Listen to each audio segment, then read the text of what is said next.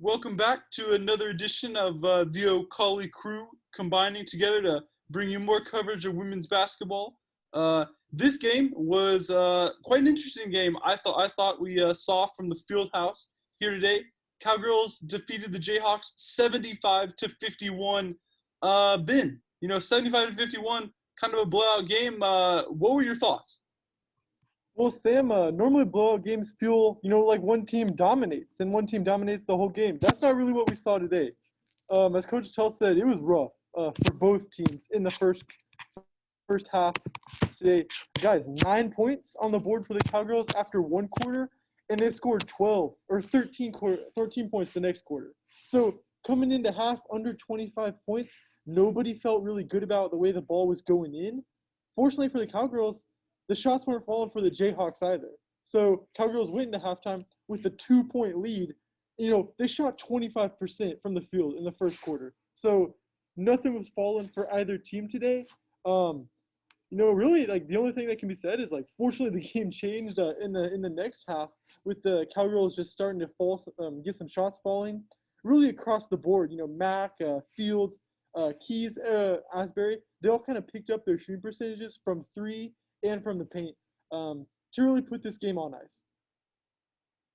Yeah, Noah, what do you think about that kind of third quarter where the Cowgirls managed to get a lead? Yeah, so that's actually kind of perfect sequencing, just me following after Ben, him kind of talking about that struggling in the first half. But wow, that third quarter, the Cowgirls absolutely exploded for 28 points, which ties their season high for points in the third quarter. They shot 10 of 20 from the field and 7 of 8 from the free throw line. So, I mean, what a quarter from them, as Coach Littell always stresses how it's important to come out and play strong at the beginning of that second half. I mean, after them starting that slow in the first half, some of the past games, we've kind of seen them reciprocate, starting slow in the first half and the second half. But today, they kind of saw why they started slow in that first half. And then at halftime, I'm sure Coach Littell told them, here's what we need to do. Here's how we need to take over this game. And that's exactly what they did. Absolutely. I certainly think that was certainly sparked by how well Lauren Fields had played this evening. I think this was her career high in points. I believe she had 23.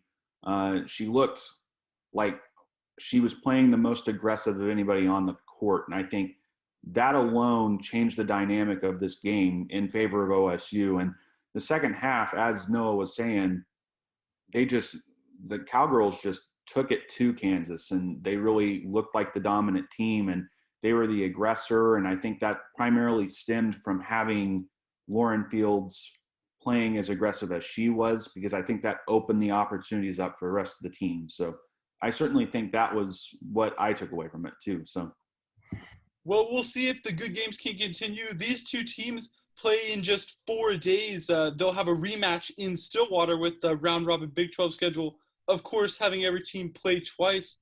Coach Attell told us post-game that, the zone was kind of effective because, you know what?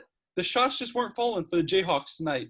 And I think that showed out in the stats. They shot 27% from the field, 17 for 63. And they were even the percentage was even lower for that from three, being just 5 for 21. So Coach Tell said that he can expect the Jayhawks to kind of come out with a vengeance in Stillwater here in a couple days and probably shoot a higher percentage. We'll see what that game looks like. But for now, the Cowgirls get their, I believe, 8th conference win. And that puts them at the most in the conference for now. So certainly a good road trip for the Cowgirls where they have a lot of positive takeaways before that match against the Jayhawks. Well, for Sam Hutchens, Jacob Sturm, Noah Weber, and Ben Hutchens, we thank you guys for watching and keeping track of our coverage of the Cowgirls all season long.